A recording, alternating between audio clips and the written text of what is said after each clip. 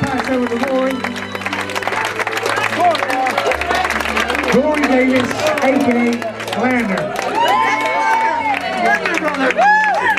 Yes, yes.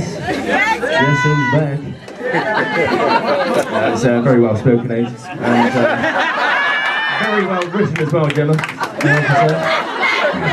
Right, thank you all for coming here today to enjoy and cherish this beautiful day, the marriage of Mr. and Mrs. Leakey. Yes, Leakey. And to the people who have travelled a great distance to get here, I would like to give you a warm welcome to the city of Bath. And to please leave quietly. Now, they say that the best man's speech is the groom's worst 5 minutes of the day. However, the bride's worst 5 minutes will come later on this evening. I'd now like to make a quick toast to Aidan and Gemma. I think I can talk for everyone when I say this, but it's been a lovely day so far and will no doubt be a fabulous evening. So to Aidan and Gemma. I would also like to thank Mark Zuckerberg, as if it wasn't for his creation Facebook, along with Aidan's internet stalking techniques, we would not be here today. For those of you who don't know me, my name is Rory, and I'm so glad to be making this speech today. I would like to thank the bridesmaids for a wonderful job. I would like to thank the ushers for the part they've played. I would like to thank the joint best man, but to be honest, he's been bloody useless.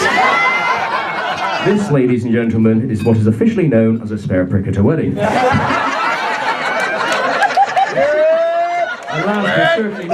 And last but certainly not least, I would like to thank the parents on both sides, as without them I'll be probably making this speech in a Hayden caravan park right now. I would now like a round of applause for Aidan arriving on time here today. For those of you who know him well, you will know that the process for him to leave the house can be a long, frustrating event, which I experienced again this morning. He still likes to straighten his hair, put Vaseline on his eyebrows and check himself in every mirror before leaving the house. Anyway, me and Aidan met at a very young age, as far back as I can remember actually. And even though he was a year above me at primary school, due to our similar creative personalities, we hit it off straight away. In fact, we named ourselves the Flander Brothers. And we even made up a handshake. It's been a while. Too much to drink.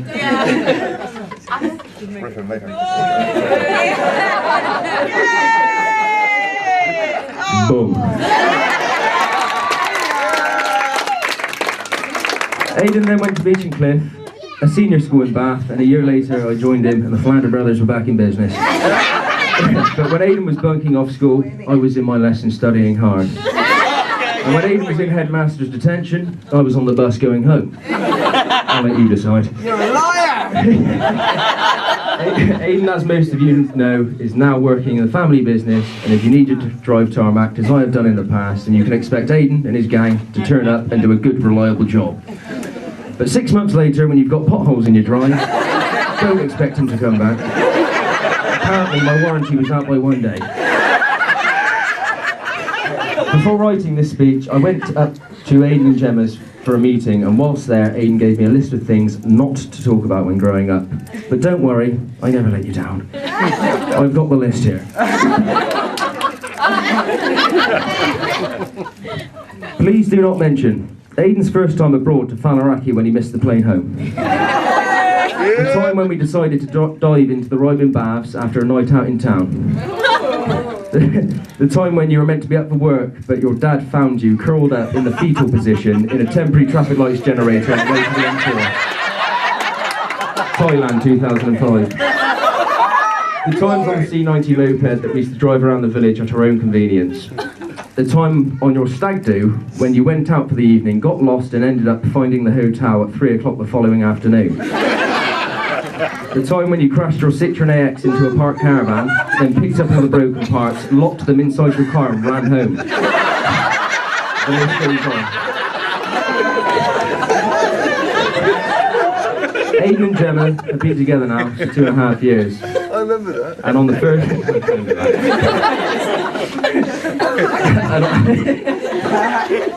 and on the first day that I saw them together, I knew it was love.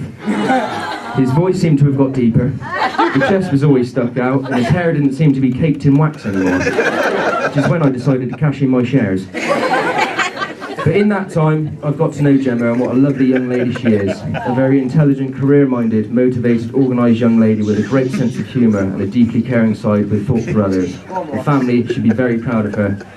Her generous hospitality means that I've been invited around to the house many times, and she's a good chef, I might add.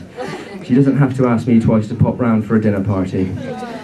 Her domestic side must come in very handy in the relationship, as I'm not sure Aidan could live off beans on toast for the rest of his life. In fact, when all the girls went to Marbella for the hen do, I had both Aidan and Alan on the phone asking me how to cook a pot noodle.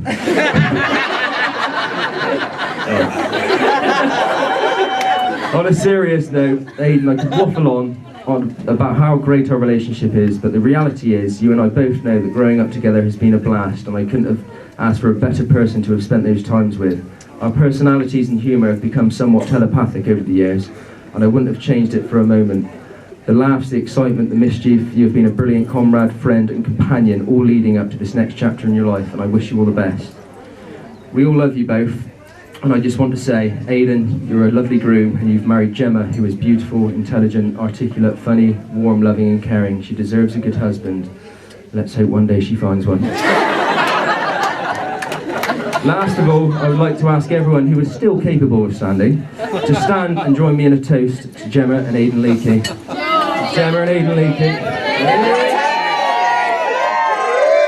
Yes. And now that they are safely married and there's no going back, the team at RCD Productions have kindly knocked up a little video compilation. Play the BT. Why don't roar?